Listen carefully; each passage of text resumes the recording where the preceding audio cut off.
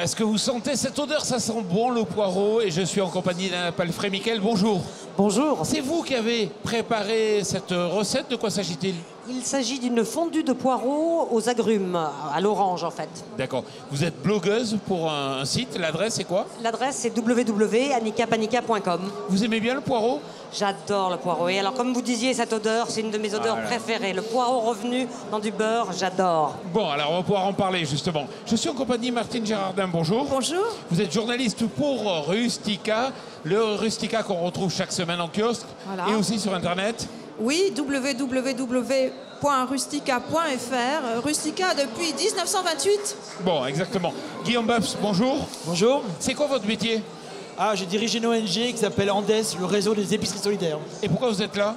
Parce que, je suis producteur de poireaux, je fais de la concurrence à mon voisin, dans l'Orne. Et deuxièmement, parce que je produis des soupes, dont certaines à base de poireaux, bien sûr. Et on a le plaisir d'accueillir Sylvain Legrand, bonjour. Oui, bonjour. Alors vous êtes maraîcher, c'est ça? Oui, je suis producteur de poireaux, entre autres, dans le département de la Manche, près de Cherbourg, près de Barfleur. Et je fais une dizaine d'hectares de poireaux. Et je suis président de l'AOP Poireaux de France. Alors racontez-moi un peu, le poireau, ça se sème quand et ça se récolte quand? Alors pour les poireaux d'été, là, qui sont principalement cultivés dans la région nantaise, ça se sème pour les semer, je crois, au mois de décembre. Et pour les variétés plantées, donc qui ont été bien sûr semées avant en abri, les plantations se font au mois de février pour une récolte à partir de la mi-mai jusqu'à fin août à peu près. C'est une culture qui est facile? La culture du poireau, je pense qu'en jardinage est relativement facile. Oui. En production professionnelle, c'est plus complexe qu'il n'y paraît. Ouais. Martine Gérardin, facile? Oui. Ah oui, c'est facile. Pour louper un poireau, il faut quand même s'y prendre de bon matin.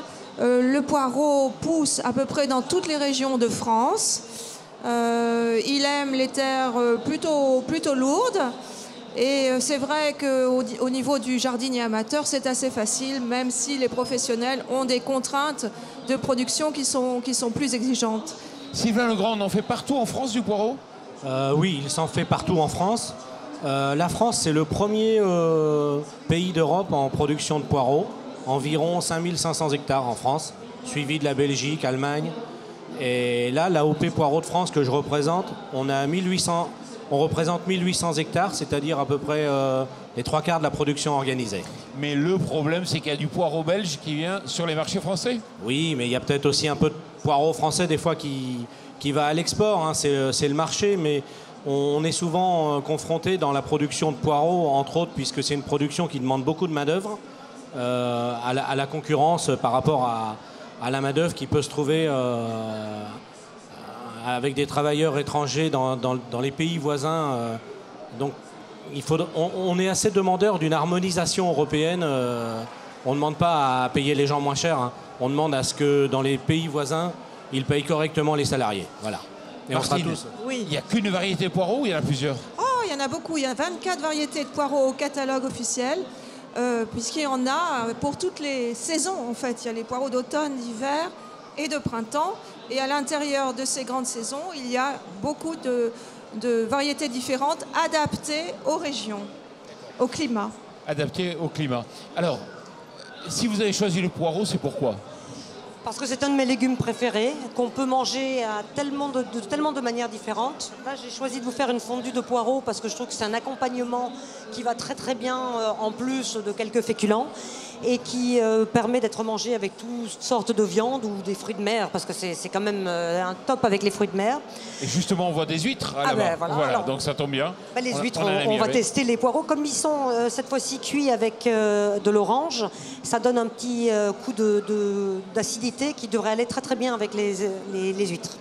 Alors, le poireau, on peut boire quoi avec? Alors, boire quoi avec le poireau? Moi, j'ai Tout le monde très peut tendance. participer. Moi, je dirais du vin blanc. Oui, moi, j'aurais dit du vin blanc aussi. Oui, pour ne pas Un vin blanc un peu l'assommer. sec. Voilà. C'est-à-dire que souvent, comme je mange les poireaux avec justement des produits de la mer, j'aime bien y associer un vin blanc. Voilà, le poireau, ça va très bien aussi avec les coquilles Saint-Jacques. Oui. Et les coquilles Saint-Jacques, elles apprécient les vins blancs, légèrement, pas moelleux, mais pas trop secs. Oui, tout à fait. Voilà, il y a un peu de sucre. Hein. Une autre de mes recettes préférées, c'est les poireaux avec le poulet en tourte, comme font les Anglais. Ah Et oui. là, pareil, un vin C'est blanc très avec, bon. c'est fabuleux. Très bon.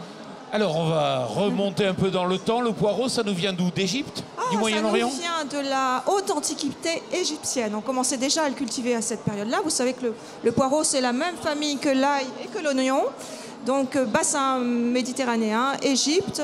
Les pharaons récompensaient leurs valeureux guerriers avec des poireaux, parce que c'était pour eux le symbole de la victoire, un peu comme le laurier pour les Romains. Et ensuite, ce sont les Romains qui en ont mangé beaucoup. Il y a un empereur romain, Néron, qui adorait les poireaux et surtout qui soignait sa gorge, ses cordes vocales avec des poireaux. On l'appelait le porophage. Et puis les Romains l'ont évidemment emmené partout avec eux, notamment en Grande-Bretagne et au Pays de Galles. Ben, bien sûr, le Pays de Galles, l'emblème du Pays de Galles, c'est le poireau. Pourquoi ? Je sais pas. Ah, La ben, je vais vous victoire, le la dire. victoire. Parce que les combattants du Pays de Galles plantaient des poireaux sur leur chapeau en signe de reconnaissance dans les batailles. Voilà. Est-ce que c'est pour ça qu'on donne le mérite agricole, c'est un poireau? Je ne sais pas, peut-être bien. En tout cas, c'est un signe de victoire parce que c'est un beau légume bien planté profondément en terre et bien dressé, fier. Donc voilà, c'est un bel insigne. Guillaume, vous l'avez eu, le poireau, justement, le mérite agricole? Non, moi j'ai eu l'autre. Je vous ai vu avec François Hollande pour la Légion d'honneur? Oui. Bravo. Bravo. Alors, ça avance, ça cuit? C'est prêt? C'est prêt. Bon, voilà, vous voyez, ça va vite. Autre chose, le poireau, c'est un légume d'hiver ou on peut en avoir tout le temps? Mais on peut en avoir tout le temps selon les variétés que l'on cultive et les régions où on le cultive. Monsieur le professionnel va nous en dire plus. Oui, je vous le disais tout à l'heure, la région nantaise est principalement spécialisée en poireaux d'été. Sinon, le poireau, pratiquement dans toutes les régions, on débute en mois d'août jusqu'à fin avril. Voilà, c'est un produit qu'on peut avoir sur une assez longue période. Pourquoi le poireau serait plus cher en hiver? Ah, le poireau primeur, peut-être? Non, celui-là. Pourquoi le poireau serait plus cher en hiver? Pourquoi il est plus cher? Alors que, a priori, c'est un légume de soupe. C'est un légume que, dans l'imaginaire, on fait Oui, l'hiver. alors- Il y a une inflation du prix du poireau, parfois. Alors, s'il y a une inflation à la distribution tout de suite, en tout cas, il n'y a pas à la production, ça c'est clair. Ouais. C'est dit. Sinon, ça s'explique à la production. Déjà, quand l'hiver, on fait plus de soupe. Quand il fait froid, Oui. plus Il y a de plus de soupe, demande. plus de pot-au-feu. Donc, Plus il y a de une demande supérieure. Oui. Et en plus, quand il fait vraiment bien froid, on se retrouve avec des régions de production, même en France, quand il gèle trop dur. Le poireau n'est pas perdu par le gel, mais des fois, on peut être quelques jours sans pouvoir récolter. Mais il y a un truc quand même dans les jardins amateurs pour pouvoir récolter les poireaux plus facilement. On met des feuilles, un épais manteau de feuilles tout autour de la terre pour que la terre reste souple et pour ne pas casser le poireau quand on le retire de terre. Il y a des systèmes aussi en production, c'est-à-dire de bâcher les poireaux pour éviter le gel Oui. et de les débâcher avant l'arrachage. Maintenant, il y a des risques parce que si c'est pas du froid sec qui arrive, mais de la neige, Oui.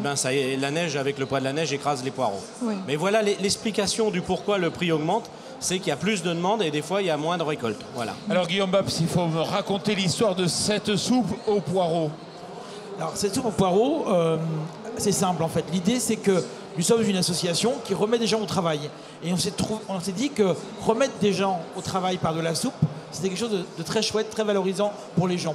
Ils apprennent des process de fabrication assez simples qui sont très vite réutilisables dans le commerce ou dans l'industrie.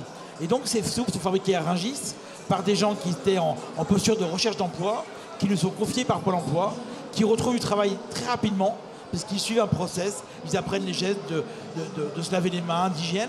Et donc finalement, quand vous êtes, vous, consommateur, vous êtes acteur à la fois de l'achat de poireaux vers des gens, des professionnels, puisque c'est des bons poireaux bio, vous êtes acteur d'un choix de santé, parce que vous faites plaisir et que c'est bon, et aussi d'un acteur sociétal, puisque vous contribuez à ce que des gens retrouvent le travail.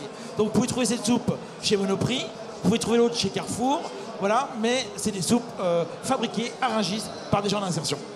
Alors on va déguster et en même temps que je fais passer les différents, il faut quand même expliquer sur le plan diététique, Martine. Ah le oui. poireau, c'est bon? Le poireau, c'est très bon parce que c'est une source de fibres incomparable. Et il y a également beaucoup de vitamines, dont de la vitamine C, et des minéraux dans le poireau. Et en plus, il est peu calorique. On recommande le poireau dans tous les régimes. Donc c'est vraiment un aliment de santé extraordinaire. En plus, il est bon.